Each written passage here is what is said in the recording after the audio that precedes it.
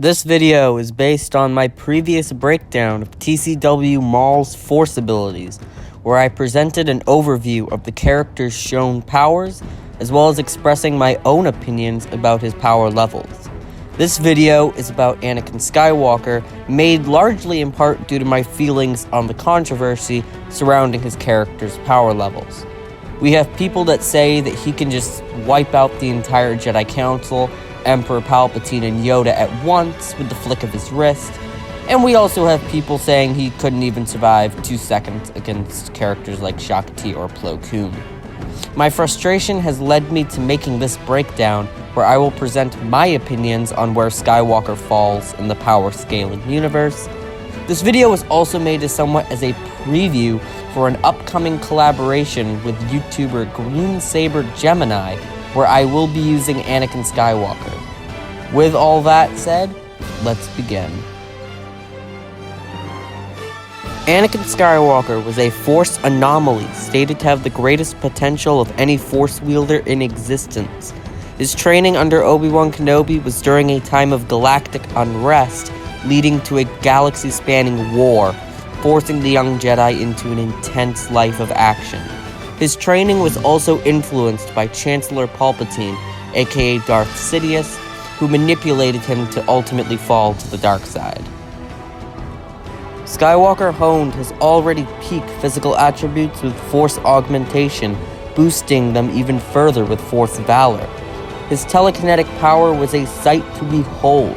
He has broken through the Force walls of Asajj Ventress, Barriss Offee, and even Count Dooku, has thrown a Separatist dreadnought into the flight path of various missiles while still a Padawan, and has even held back a Theta Storm for nearly an hour, a feat that Obi-Wan did not believe Yoda was possible of. Anakin was not just a brute force machine with no skill, and was capable of employing his powers in a far more skilled manner, notably when he wrapped Asajj Ventress in several dozen wires, and when he threw a wall of explosives at the bounty hunter Dirge.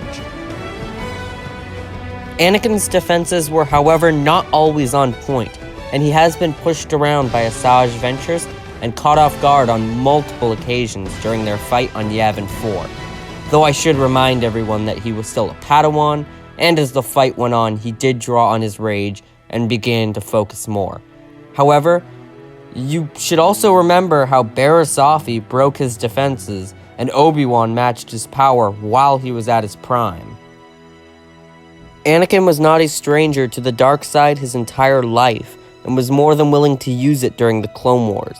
Notably, he had become fond of Force-based strangulation, which became a staple power for him as a Sith Lord, and he even attempted it in a light side-based manner to massage the heart of dying Jedi Master Sora Mobari.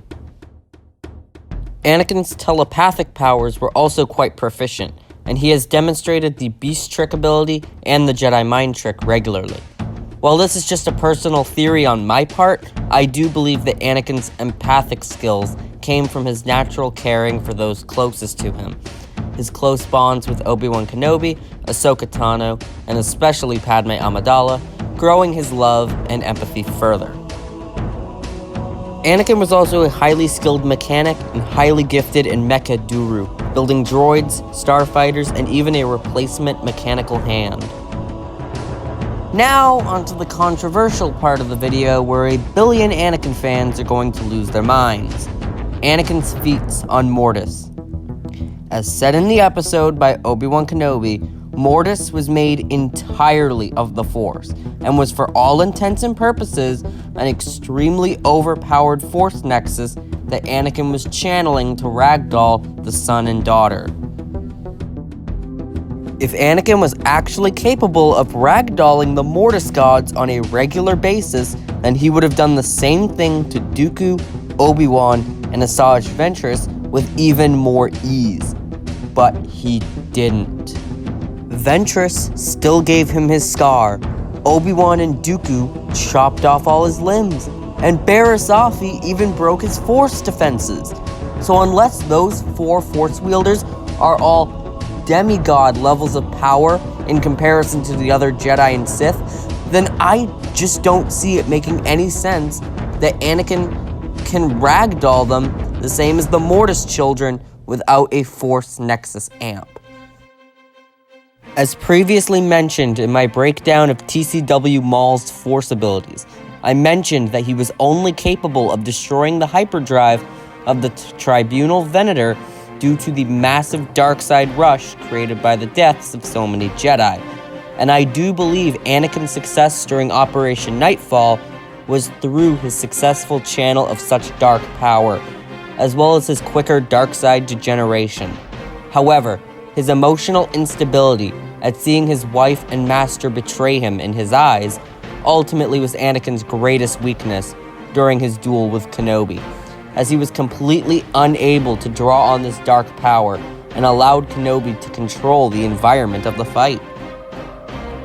Ultimately, while I am certainly of the opinion that Anakin was not Mortis level on a regular basis, I also do not believe that he was just some tier 3 fodder who couldn't beat Shaak Ti in a fight.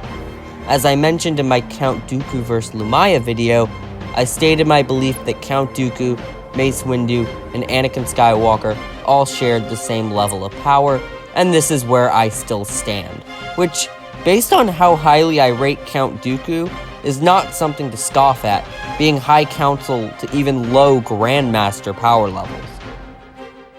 But if Anakin really was to stomp Yoda, would he be redeflecting demigod levels of force power with Tutamintis instead of a lightsaber against lower levels of lightning? And I've never seen him accomplish anything like Yoda's feats during the Battle of Coruscant or his defeat of a literal living mountain. The Theta Storm was impressive for sure, but based off Yoda's previous showings, I don't put it past him. Plus, didn't Kenobi and Skywalker underrate Yoda as a duelist before he saved their sorry asses from Count Dooku? Point made.